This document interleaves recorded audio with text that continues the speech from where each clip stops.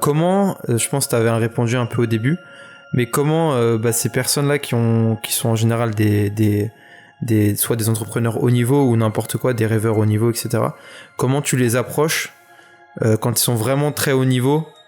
Toi, par exemple, tu parlais d'entrepreneurs à plusieurs millions, etc., dans lequel tu essayes de t'entourer. Comment tu procèdes? Est-ce que tu laisses ça naturellement faire ou, comme tu dis, tu es proactif et comment tu procèdes? Il y a deux axes. Il y a un axe, c'est il y a des gens, ça sert à rien que tu connectes avec eux, tu es trop loin.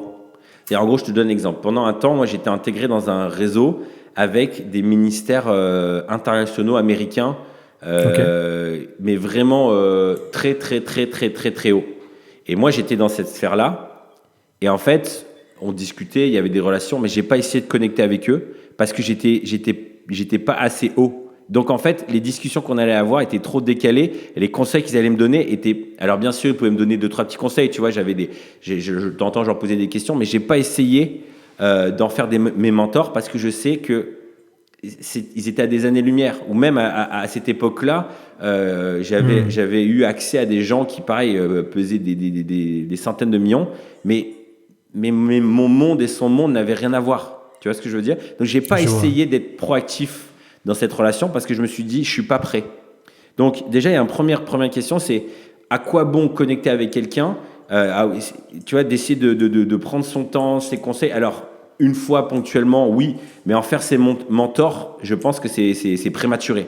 Surtout que ces gens-là, souvent, s'ils regardent, et la plupart des gens que j'ai remarqué qui ont super bien réussi, dans plein de domaines, ils aiment partager leur expérience. C'est de base, ils aiment. Par contre, ils aiment être en relation avec des gens qui ont les mêmes... C'est comme s'ils se retrouvent quand ils étaient plus jeunes. Tu vois, et donc, en fait, ce qu'ils aiment voir, c'est déjà un début de réussite. Donc, en fait, la première chose à faire, c'est de se focaliser déjà soi-même sur avoir accompli certains succès. Parce que quand tu as commencé à avoir tes premiers succès, en fait, quand tu rencontres des gens, ils se disent... Ok, c'est peut-être petit, mais je me retrouve 10 ans, 20 ans, 30 ans en arrière et j'étais exactement pareil. Et l'énergie qu'il y a derrière, ils la ressentent. Et ils se disent, ok, en fait, là, ce gars-là, je vais l'aider et je sais que mes conseils, ils vont être utiles. En fait, c'est bête à dire, mais les personnes qui ont atteint des sommets, ils n'aiment pas perdre leur temps et ils aiment bien investir. Donc en gros, généralement, la première chose à faire, c'est leur montrer que tu es un bon investissement. C'est con à dire, mais c'est comme ça. Donc la première chose, c'est de se dire, ok, est-ce que la personne, je ne vais pas lui faire perdre son temps? Première chose. Donc deuxième chose, c'est essayer d'accomplir soi-même un maximum de choses pour essayer de montrer, en gros, je dirais pas que je suis digne d'être investi, mais regarde, je me donne les moyens.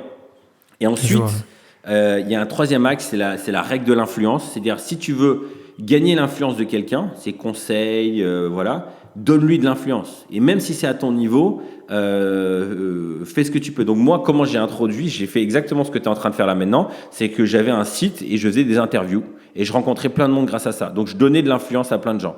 Ensuite, après, ce que j'ai fait, c'est que j'ai essayé d'organiser un événement et j'ai invité les gens que je rêvais de rencontrer. Je les ai invités comme conférenciers dans cet événement. Et c'était un petit événement, il y avait une centaine de personnes, 150, mais c'était innovant. Pour l'époque, c'était très innovant. J'avais pas de moyens financiers, j'ai fait ça avec les moyens du bord. Et en fait, ça m'a permis d'inviter, on a été les premiers à avoir invité Hillsong. C'était Hillsong Paris, mais ils n'avaient jamais fait de concert à l'époque. On a été les premiers à les inviter, on avait invité des Américains. Impact, on est les premiers à les avoir fait jouer en France.